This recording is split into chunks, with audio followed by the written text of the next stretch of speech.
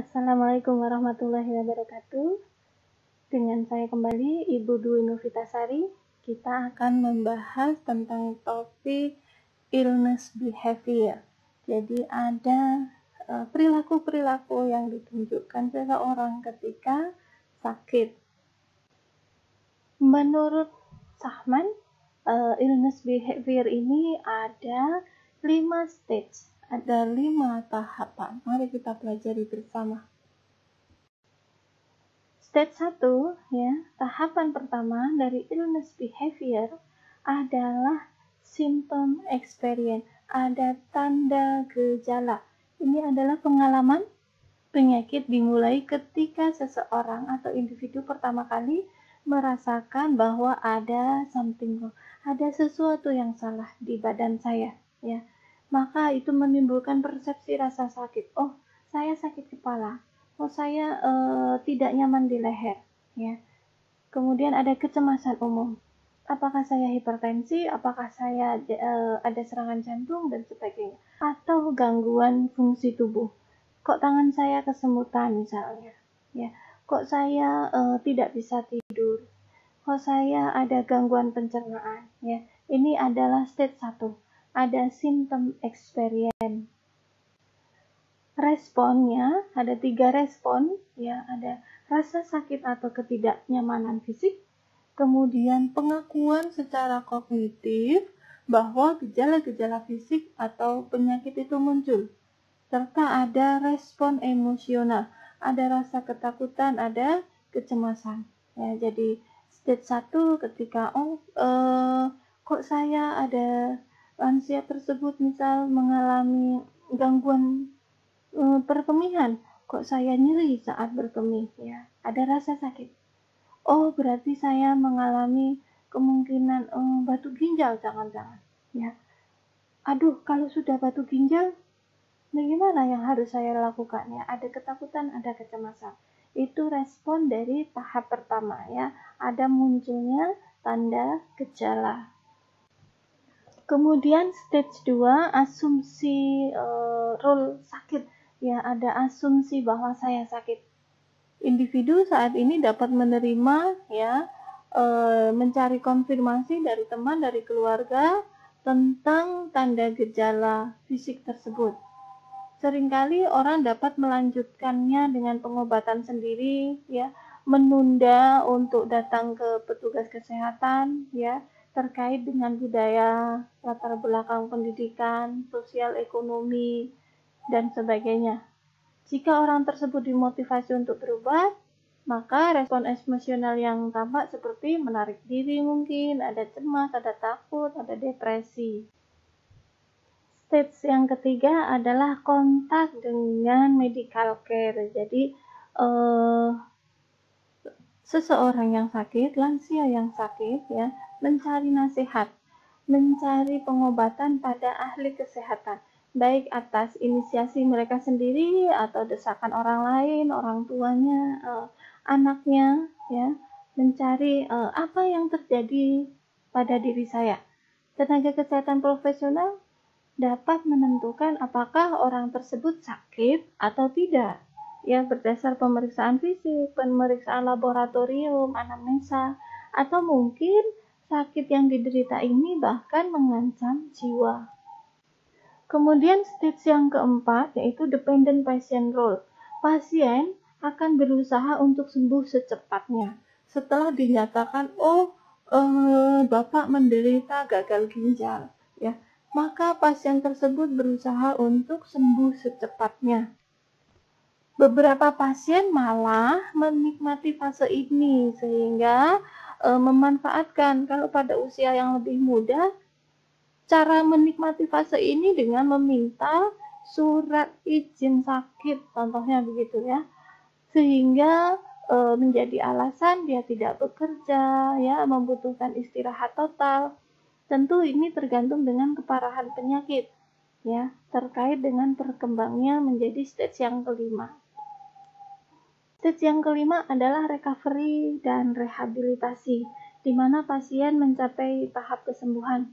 Pasien dengan penyakit akut, ya, dan waktu pemulihan yang singkat karena relatif lebih mudah maka akan mudah untuk merubah gaya hidup mereka sebelumnya.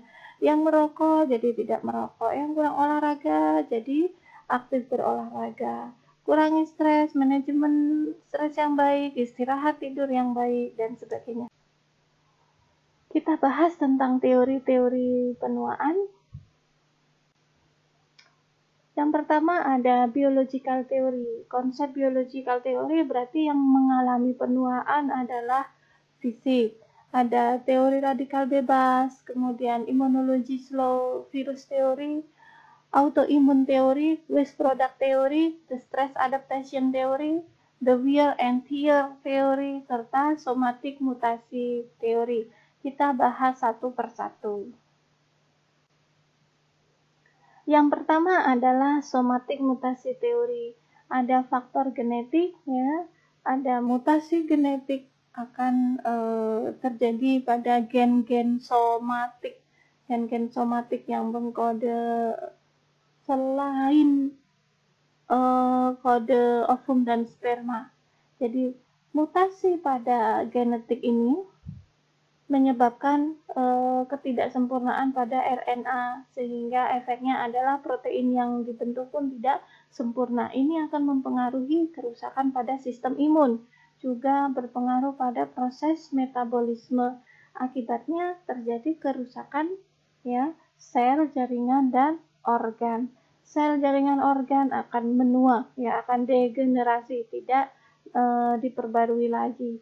Ini menyebabkan pemunduran, sehingga kondisi lansia tanda gejala lansia akan timbul, penurunan kognitif, penurunan imun, ya, perubahan rambut, perubahan integumen, dan lain sebagainya.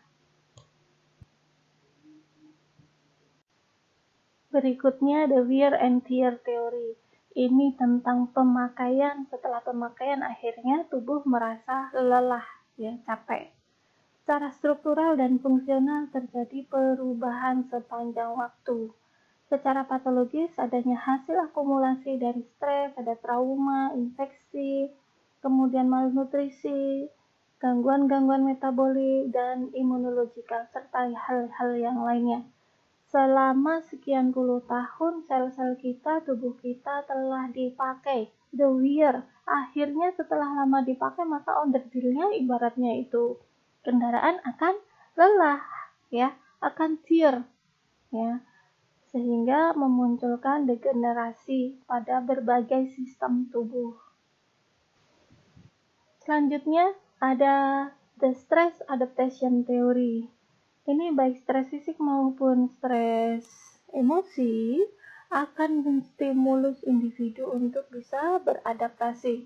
Stres fisik menyebabkan regenerasi jaringan, ya. Regenerasi jaringan tidak dapat dipertahankan stabil karena lingkungan internalnya, ya, sehingga menyebabkan menua.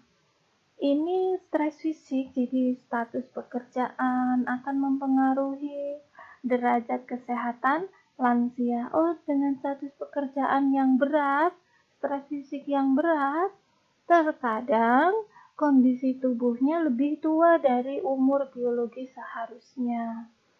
Jika seseorang berhasil mengatasi stres psikis, maka akan lebih mudah untuk beradaptasi terhadap proses menua. Kemudian ada waste product theory. Jadi waste product, ada banyak produk sisa selama metabolisme kita dari seumur hidup, ya, berpuluh-puluh tahun. Pengumpulan produk sisa ini bisa dari lemak atau pigmen-pigmen dalam tubuh. Contoh, penumpukan lipofusin, ya. Waste product theory ini terkenal dengan penumpukan lipofusin di sel otot jantung dan susunan saraf pusat, mengakibatkan jaringan menjadi tidak elastik, mengganggu cardiac output dan hantaran stimulus. Akibatnya gangguan sirkulasi sampai dengan perfusi, ya, baik di jaringan tertentu maupun sistemik dan jaringan syaraf. Inilah yang menyebabkan penumpukan lipofusin di sel otot jantung dan SSP, susunan saraf pusat, menyebabkan gangguan kardiovaskuler dan demensia. Kemudian ada autoimun teori. Ya, autoimun berarti kegagalan pengenalan sel pertahanan tubuh, sel imun mengenali sel tubuh sendiri sebagai ancaman. Reaksi dari sistem imun terhadap tubuh sendiri. Akibatnya tubuh kita sendiri diserang oleh imunitas kita, sehingga tubuh menjadi lelah, lemah, dan sakit. Atau reaksi yang berlebihan terhadap antigen dari luar, sehingga merusak sel tubuh sendiri. Juga teori slow imun teori, jadi masuknya virus dalam tubuh dapat menyebabkan kerusakan organ-organ tubuh. Ini proses dari proses degenerasi yang terjadi pada lansia. Ada lagi teori radikal bebas, ya. Berbagai hal radikal, ya, radioaktif, bahkan ada sinar ultraviolet, kemudian ionisasi radiasi, merokok, polusi udara, kemudian inflamasi seluler, dan hasil-hasil metabolisme itu menyebabkan radikal bebas, ya. Hidrogen peroksida, hidrogen monooksida.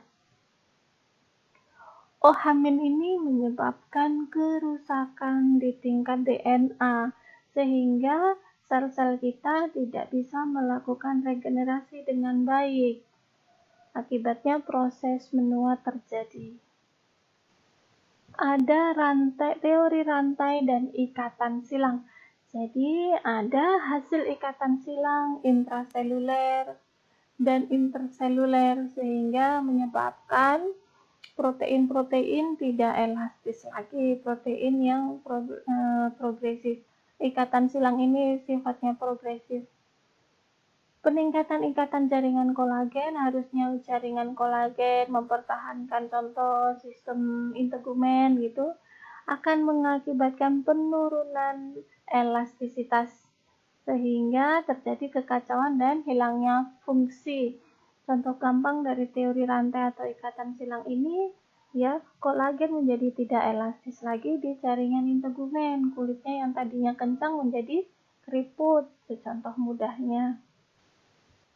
Kemudian ada teori program, kemampuan organisasi untuk menentukan jumlah sel yang membelah setelah sel-sel tersebut mati.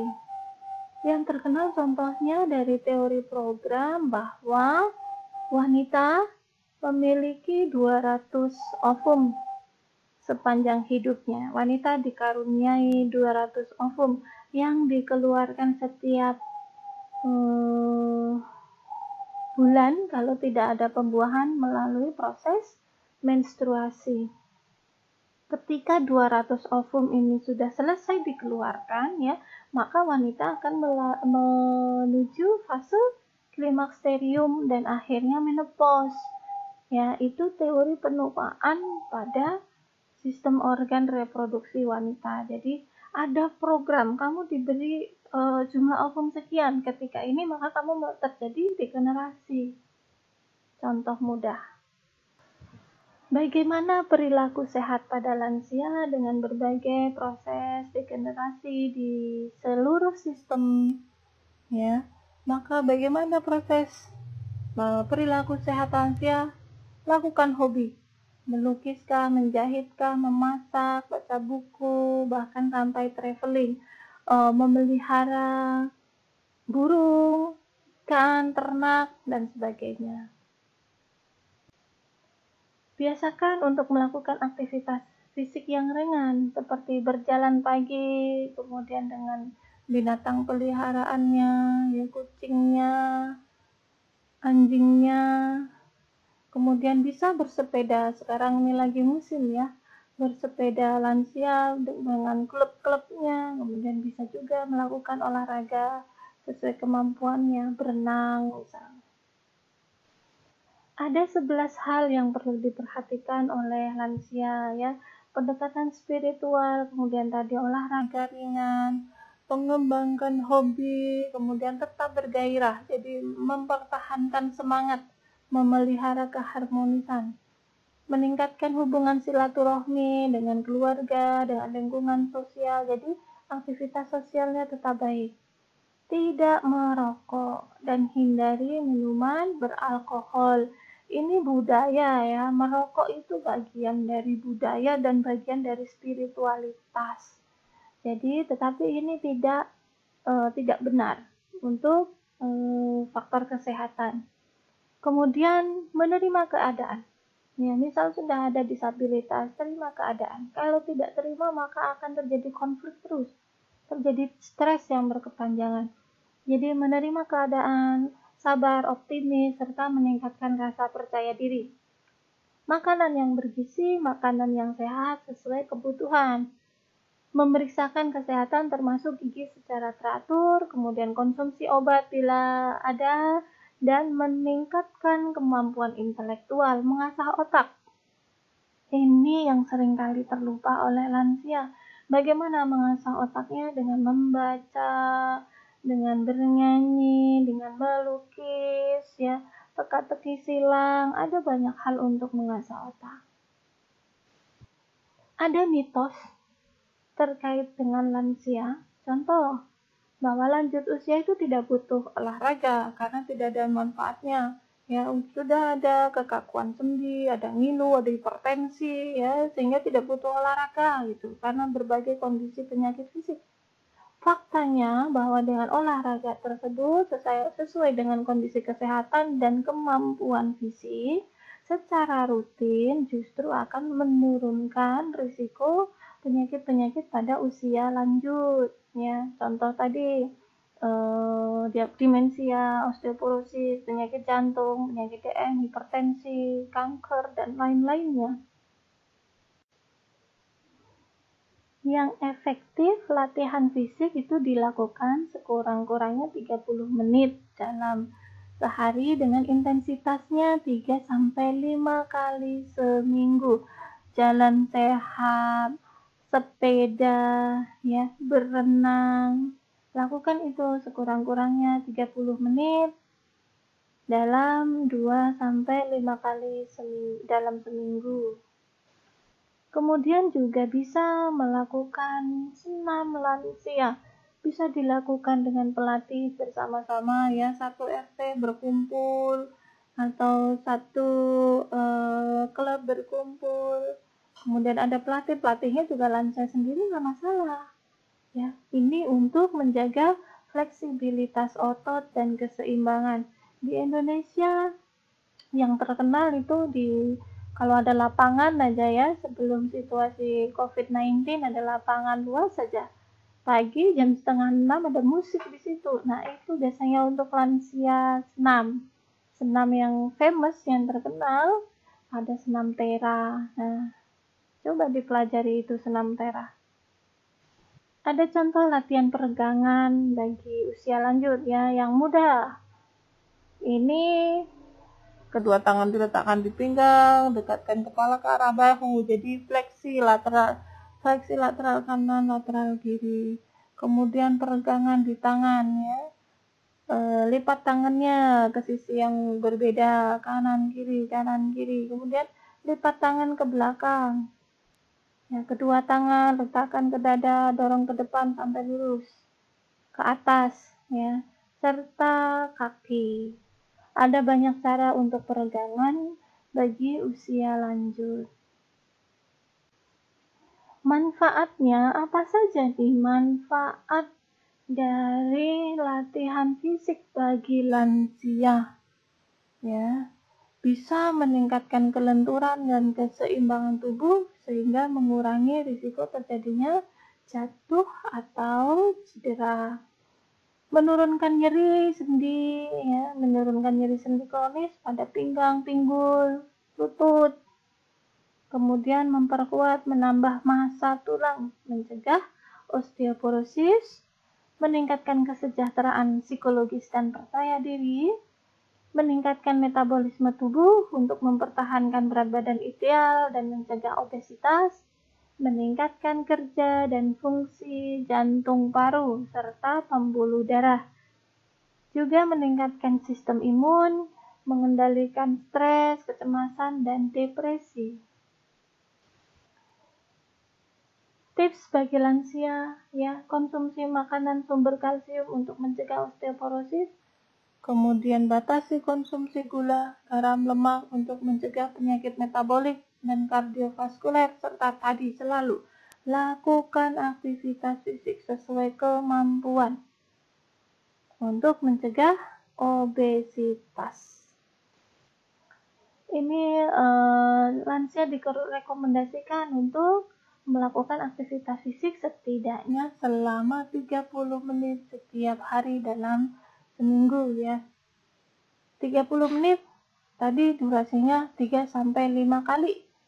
Kalau ini bisa malah sampai 7 hari dalam seminggu itu lakukan aktivitas fisik. Contoh olahraga aerobik, kemudian latihan menguatkan otot, latihan fleksibilitas, sampai latihan keseimbangan. Latihan aerobik ada bersepeda, ada berenang, ya. Kemudian menguatkan otot seperti berdiri dari kursi, ditahan beberapa detik, lakukan beberapa kali.